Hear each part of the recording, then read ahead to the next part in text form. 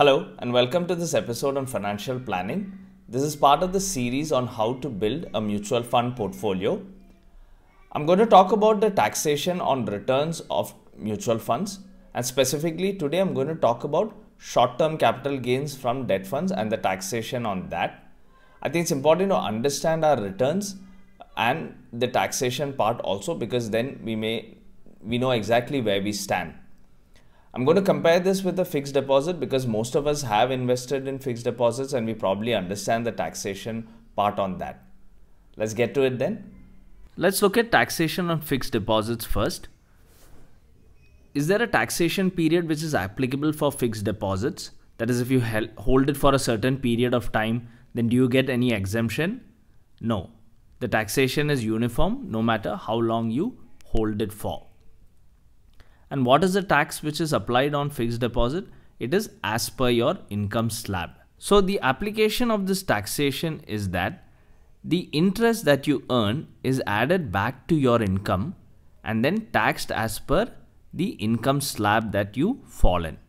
So an example here is that let's say your annual income is 10 lakhs and you earn 1 lakh rupees from a fixed deposit that you invested in. Your annual income is now considered as 10 lakhs plus 1 lakh from fixed deposit. So it is 11 lakhs. If you're familiar with the tax slabs, then you'll know that there is one slab up to 10 lakhs and then the next slab starts for about 10 lakhs. So you'll be taxed according to the next slab. So how is this tax collected from you? So there is a TDS here. TDS is nothing but tax deducted at source. That is, for every year that you earn the interest, a deduction is made towards tax. Let's understand this with an example. If you invested in an FD for 4 years or booked an FD for 4 years, and that FD also earns you an interest of 45,000 per annum. So you would assume that you will get this principal after 4 years plus 45,000 interest per year into 4 at the end of 4 years. And whatever tax has to be applied, you will get it that will be applied at the end of 4 years, right? But that's not the case. Instead of doing that, 4,500 is deducted every year. That is, every year you earn 45,000 rupees. You didn't get it in your hand, but the tax will be calculated at 10% and they will deduct it from your income every year. So this is where we say that taxation on fixed deposits is not efficient. Now let's look at taxation on debt funds. So first of all, there is a taxation period which we need to understand in debt funds. So if you invested money in a debt fund and you took it out before 3 years, and if you made a gain on that investment, then that is classified as short-term capital gains. Now capital gains is nothing but the profit that you make when you sell an investment, an asset. In fixed deposits, you earn an interest. In mutual funds, you get either profit or loss. So when you make a profit, that profit is taxed. So now in this case, we are assuming that we made the redemption in less than 3 years. Therefore, you made short-term capital gains. Now, how is the taxation done here? It is the same as fixed deposits. So it is as per your income slab. So if we look at the earlier example, the same thing is applied here. So if your annual income is 10 lakhs, you earn 1 lakh from the capital gain. Therefore, your income slab is pushed to 11 lakhs and you're taxed in the same way. However, one advantage here is that there is no TDS which is accruing. So if you invest today and if you take the money out after 4 years, then you will get the full appreciation that you earned on this debt mutual fund.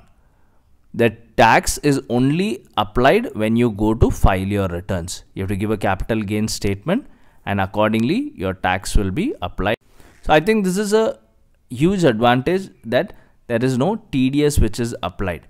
In fact, when you hold your debt mutual fund for more than 3 years, then you get more benefits, but that we will look at the next video. So let's do a quick comparison between fixed deposits and debt funds. So suppose you were to invest in a fixed deposit and a debt fund at the same time and the same amount. So in this example, on 1st of April 2020, you invested 8 lakhs in a fixed deposit and 8 lakhs in a debt fund. And let us assume that you got the same return from both the investments. So you may gain 40,000 each. As I said, there is a TDS or a tax deducted at source for the fixed deposit. So on 40,000 rupees, 10% TDS will be applied. 4,000 is taken away, and at the end of the year you will get only 36,000 in hand plus the 8 lakhs which you initially invested. In a debt fund, you will get the full appreciation, that is the full return you will get in your hand, that is 40,000 rupees, and in hand you will get 8,40,000. However, when it comes to taxation, the implications are the same in short-term gains from debt funds. So if your income earned is 5 lakhs, you got interest in fixed deposit of 40,000, that is added back to your income, and your taxable income becomes 5,40,000. It is the same for the capital gains that you earn from a debt mutual fund. It is added back to your income and taxed in the same way.